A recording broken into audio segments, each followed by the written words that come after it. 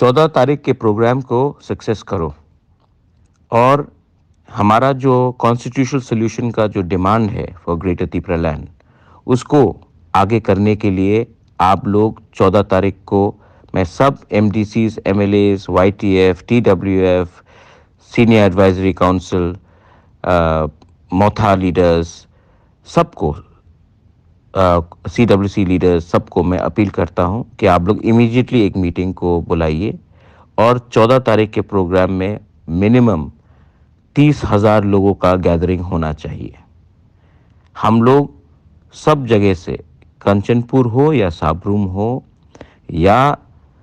आपका रायमा वैली हो, सब लोगों को हम लोग लाएंगे,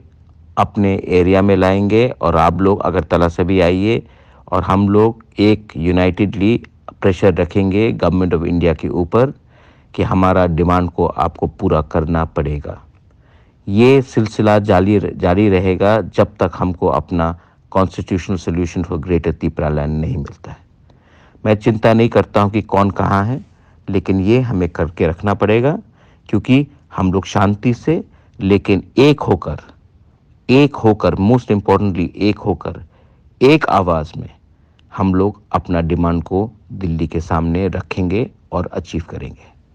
this is Bubagra messaging all MLAs, all MDCs, all leaders of Tripura Motha, zonal chairmen, CWC members, warriors, YTF, Burui Badal, CAC, everyone. Belaino Hambai.